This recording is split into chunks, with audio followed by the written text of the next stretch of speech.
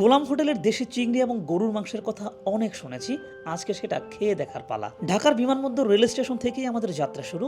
সঙ্গে আছে মুবিন মজুমদার এবং রায়হান এয়ার খান। অপেক্ষা করছিলাম নীল সাগর এক্সপ্রেস ট্রেনের জন্য। ট্রেন এসেছে নির্ধারিত সময়েরও প্রায় 2 ঘন্টা পর। উত্তরবঙ্গের ট্রেনের বেলায় এই বিলম্বনা কি খুবই স্বাভাবিক, যা ভেবেই খারাপ লাগছিল।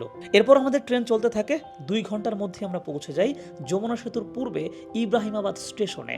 সুন্দর গোছানো স্টেশন এবং উত্তরবঙ্গগামী বাসে করে জনপ্রতি 30 টাকা ভাড়ায় যমুনা সেতু পার হই।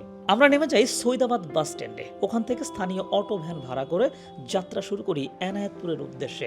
গ্রামীণ পথের এই যাত্রাটা খুবই উপভোগ্য ছিল, আর এই পুরো ভ্যানটা রিজার্ভ করতে আমাদের লেগেছে 200 টাকা।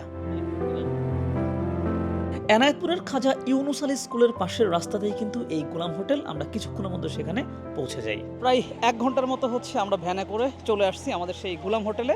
বাট আমরা একটু দেরিতে খাবো, তাই আশপাশে একটু ঘুরবো, তারপর খাবো। চলেন। প্রথম দেখাতে যে কারো কাছেই এই হোটেলের আয়োজনকে বিয়ে বাড়ি বলে মনে হবে। টিনের চালার ঘরে অতি সাধারণ আয়োজন। একদিকে কয়েকজন মানুষ সারাক্ষণ পেঁয়াজ কাটছে, একদিকে একদল মানুষ টানা রান্না করে যাচ্ছে, আর অন্যদিকে ক্রমাগতভাবে নানান বয়সী মানুষ বসে বসে খাচ্ছে। চেয়ার টেবিলে বসার সুযোগের পাশাপাশি এখানে এইভাবে বসেও খাওয়ার সুযোগ আছে। গোলাম হোটেলের স্পেশাল আইটেম নদীর দেশি ছোট চিংড়ি, বড় চিংড়ি, নদীর বোয়াল এবং বাইং মাছ, সাথে আছে গরুর মাংস।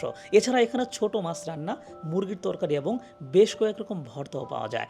সত্যি কথা বলতে তরকারির চেহারা দেখে আমি ইমপ্রেসড, বাকিটা খাওয়ার পর। তো আমরা এখন খাবার নিয়ে বসে গেছি, ভাত এসেছে। আমরা হচ্ছে ছোট চিংড়িটা নিয়েছি, কারণ এটা নাকি এখানকার সবচেয়ে বেশি জনপ্রিয় ছোট চিংড়ি। আমাদের সাথে হচ্ছে নদীর বোয়াল মাছ আছে, এইটাও নাকি খুবই জনপ্রিয়।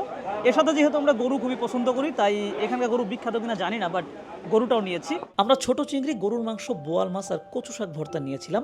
সব কিছুকে ছাপিয়ে আমার মুখে লেগে আছে ছোট চিংড়ি। আমার কাছে এতই ভালো লেগেছে যে আমি বাসার জন্য পার্সেলও নিয়েছি। খাওয়া দাওয়া শেষে আমাদের হাতে পর্যাপ্ত সময় থাকায় আমরা এনায়েতপুর থেকে সিএনজি যুগে চলে যাই শাহজাদপুর রবীন্দ্র কাছারি বাড়িতে। এইটুকু আসতে আমাদের জনপ্রতি খরচ পড়েছে মাত্র 60 টাকা করে। বিশ্বকবির স্মৃতি বিজড়িত এই বাড়ির আঙিনায় বসে বিকেলটা কাটাতে বেশ ভালো লেগেছে।